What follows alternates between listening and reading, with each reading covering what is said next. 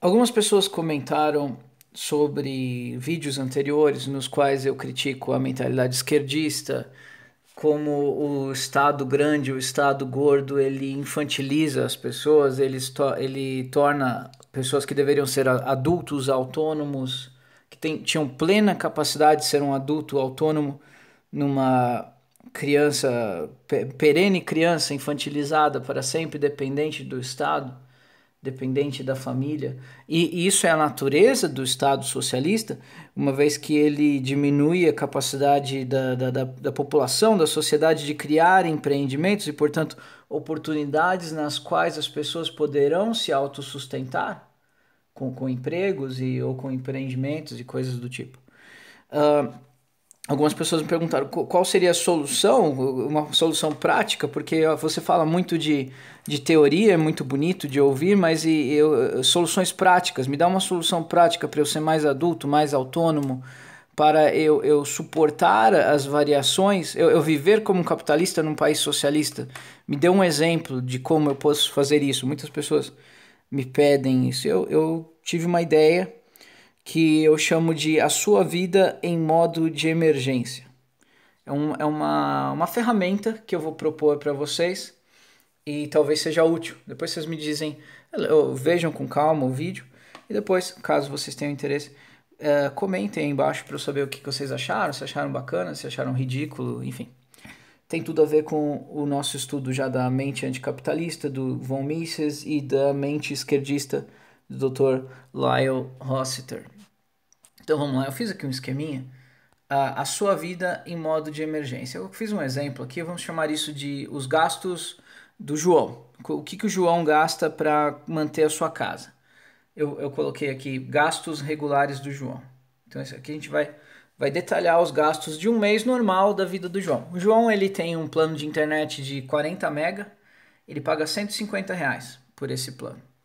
Ele também tem um plano de celular, ele tem um celular plano controle, por exemplo, que ele sempre paga R$ 100. Ele tem o plano A, é um plano, um dos melhores planos que a empresa oferecia nessa modalidade controle. Ele é uma pessoa até que prudente, porque o pós-pago é perigoso, você pode pagar barato no mês, no outro pode explodir, né?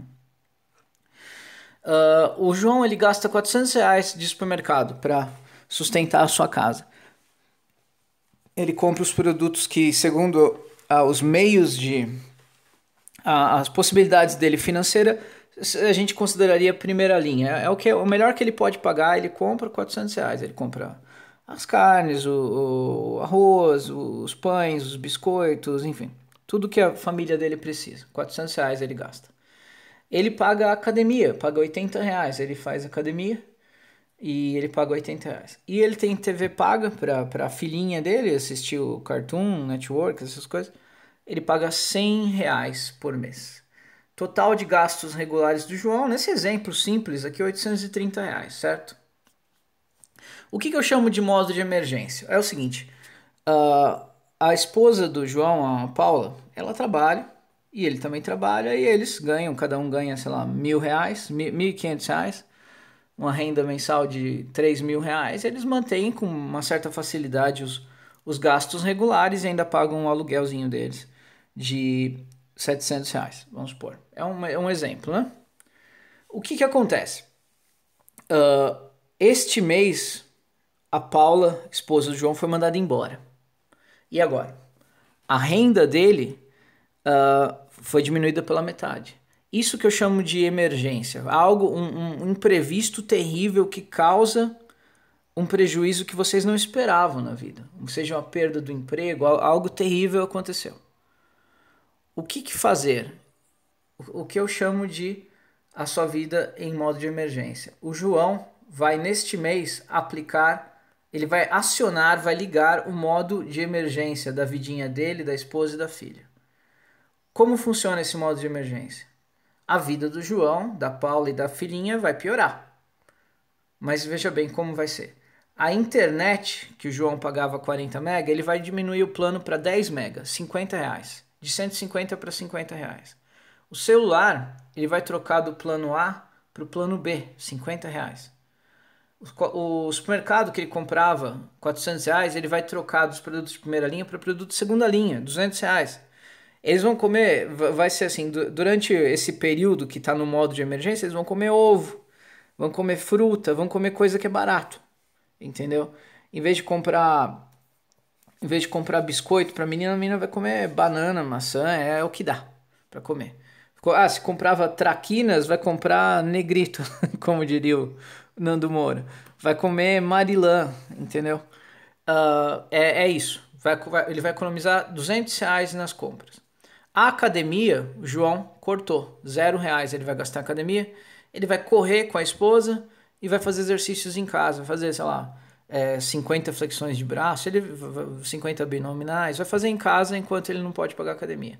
TV paga da criancinha, de R$ 100 ele vai cortar. Vai ser R$ 0. Vai assistir TV aberta e vai pôr YouTube, uns desenhinhos para a filha ver no YouTube. Dos R$ 830 dos gastos regulares do João, no modo de emergência, a família dele vai viver com R$ 300. R$ 300. Ou seja, economia de R$ 530 do modo regular para o modo de emergência que foi ligado. Agora, vamos supor que o João tenha um fundo de emergência. Ele tinha já um fundo de emergência. Quanto tempo você, o João no caso, consegue manter a sua família no modo de emergência? Olha só. O João tem um fundo de emergência, no nosso exemplo aqui, de R$ 3.300. Ele guardou bastante, colocou numa poupança lá, R$ 3.300 para emergência mesmo, certo? E a Paula agora perdeu o emprego, a esposa dele. Ele tem 3.300. No modo normal, R$ 3.300 dividido por 830, ele sustenta aproximadamente um pouquinho menos, 4 meses. Ele sustenta a família dele por 4 meses, no modo regular. Já no modo emergencial, ele sustenta a família dele por 11 meses no modo de emergência. Então vamos supor que ambos tivessem perdido o emprego. Eles têm 11 meses para recuperar. No caso nosso exemplo não seria possível porque tem a despesa fixa do aluguel, que a gente já comentou antes.